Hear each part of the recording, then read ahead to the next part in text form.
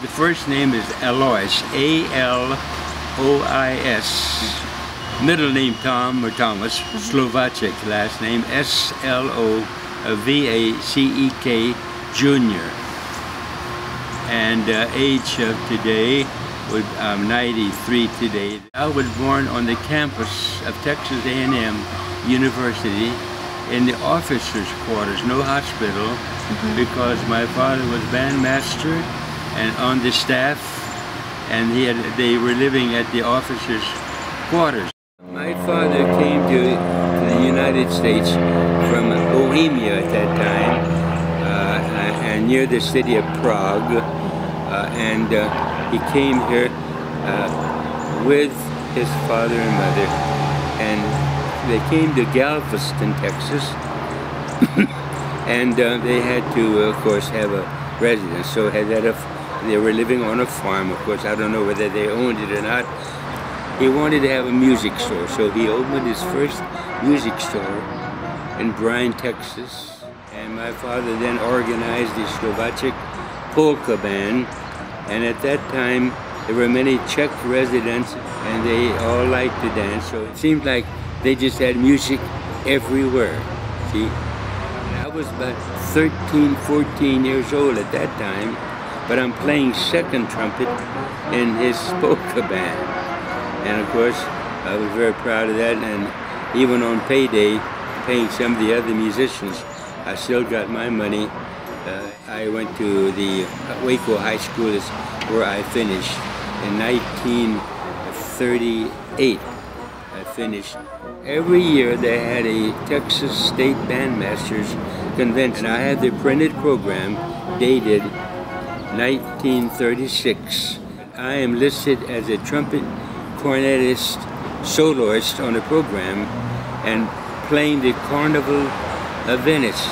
And I did appear as a guest soloist with the Brenham, that's B-R-E-H-H-A-M, concert band in Brenham, Texas, conducted by my cousin, Frank Navratil.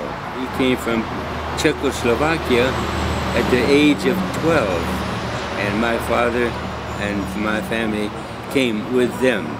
Frank Navratil opened a music store. He was older than my father in Brenham, Texas. Father studied music under Frank Navratil, see?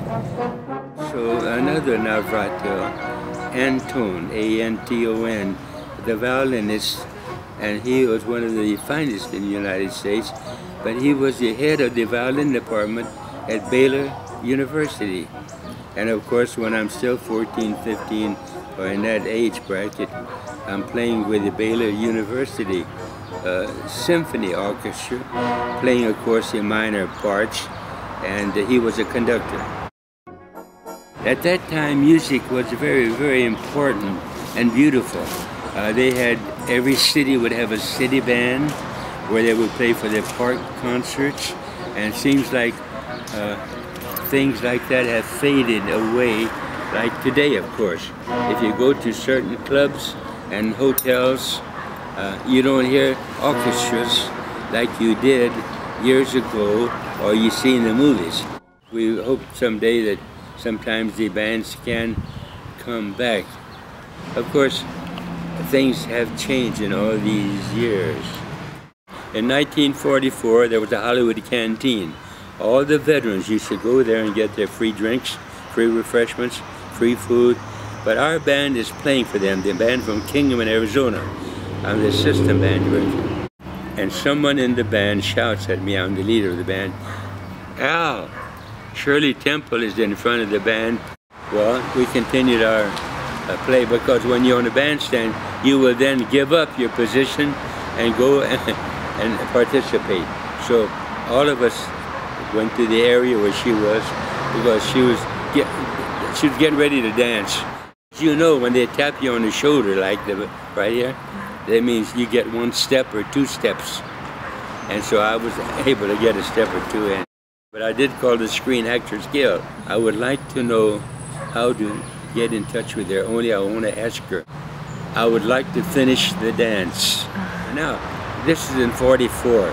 In 1945, I am changed to Las Vegas Air Base. We could leave at 5 o'clock and I would be with maybe 2 or 3 musicians, I forgot how many, other musicians that played very well. And the club was called the Last Frontier Club. Last Frontier, only 2 of them at that time. We were now allowed to play in the band at the Last Frontier for extra money. So we worked in the big band. I'm on the bandstand in my red coat playing with the band. Great band, 15 people.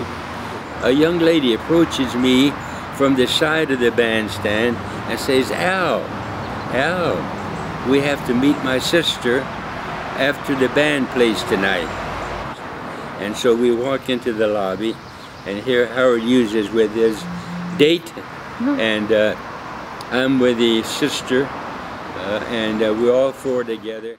You don't speak to Howard Hughes because he never says anything, really, truly. I'm 23 years old, and I'm going to talk about airplanes with Howard Hughes. We have Masonic lodges called the Freemasons, and the Shriners are the men who wear these red caps, and every major city would have a shrine temple band. Of course, my being bandmaster of the band 1977 to 1981, I was so proud to be a conductor of the band.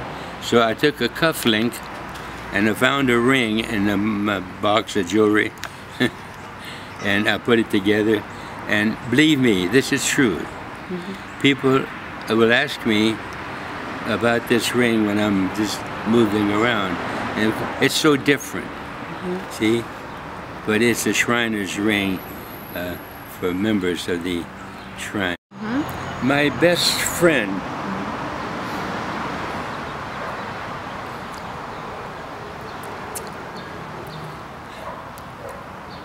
pardon me, was in the army with me. And after he got out of the army, he went back to the Philharmonic, plays the timpani. Good friend. And the management of the band died a few years ago, and of course I'm very saddened by that.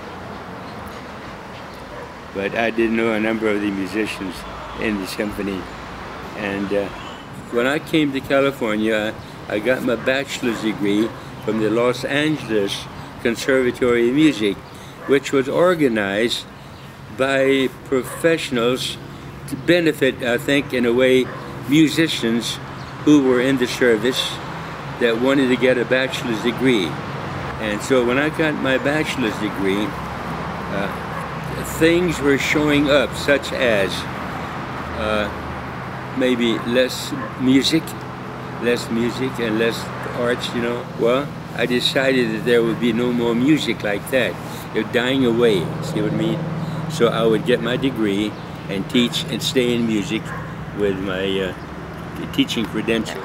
It's the most important thing in the world, what discipline there is when a person is in a music class and they love it and they like it, and even when they come into the next class, they're so well disciplined, you know, it retains that way. Never forgot that. Because when you play the violin or the trumpet and you love it and you're disciplined, you want to play, see? You want to play the next note so you can play the note. That has remained with them too. See, one of the great things is music does that to them, music. And then it makes them listeners, because they also will listen to programs, you know.